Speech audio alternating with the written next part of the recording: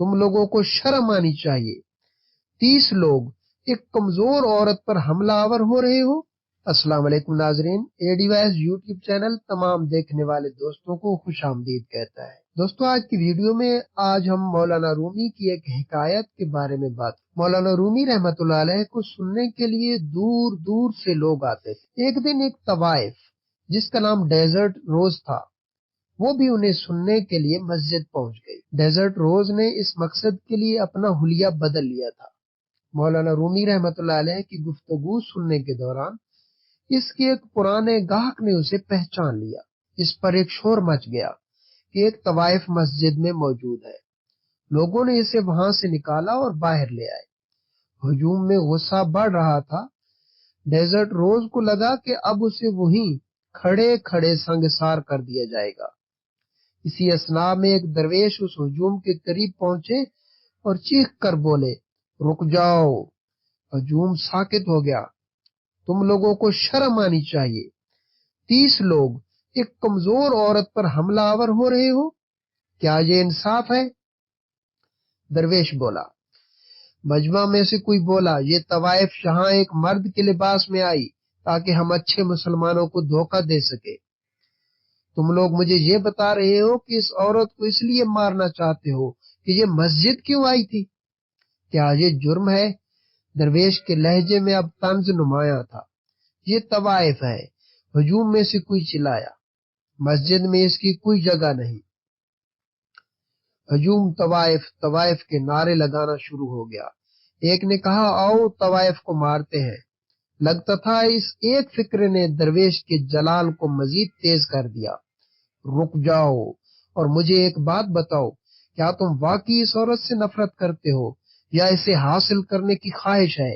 یہ کہہ کر اس درویش نے طوائف کا ہاتھ پکڑا اور اسے اپنی جانب کھینچ لیا۔ طوائف درویش کے پیچھے چھپ گئی جیسے ایک چھوٹی سی بچی خطرہ دیکھ کر اپنی ماں کے پیچھے چھپ گئی ہو۔ ہجوم کے سربراہ نے اس درویش سے کہا، تم اس علاقے میں اجنبی ہو، تم بہت بڑی غلطی کر رہے ہو، تمہیں ہمارا پتہ نہیں ہے، تم اس سے دور رہو۔ کیا تمہارے پاس اس طوائف کا دفاع کرنے سے بہتر کوئی اور کام نہیں ہے؟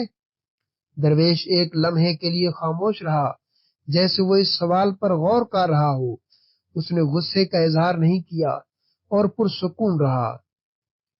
پھر کہا، پہلے تم لوگ یہ بتاؤ کہ تم لوگ مسجد میں عبادت کے لیے جاتے ہو یا اپنے ارد گرد کے لوگوں کو دیکھنے؟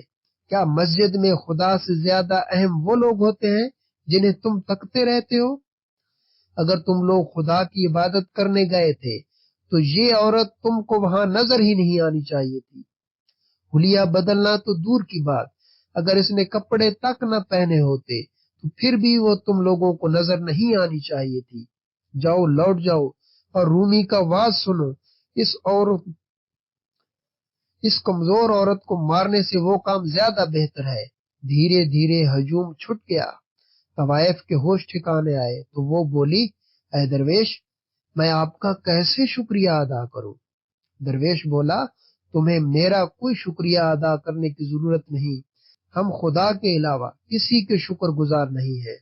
800 برس قبل جس درویش نے ڈیزرٹ روز کو اس غضبناک ہجوم سے بچایا تھا، وہ مولانا رومی کے مرشد حضرت شمس تبریز رحمت اللہ علیہ تھے۔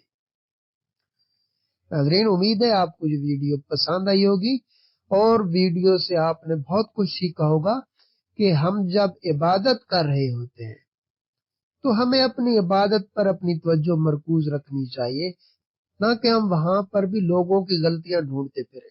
وہاں تو ہم خود اپنی غلطیاں اور کوتاہیاں معاف کرانے گئے ہوتے ہیں، تو ہمیں اپنی غلطیوں پر، اپنے گناہوں پر ندامت کا اظہار کرنا چاہیے۔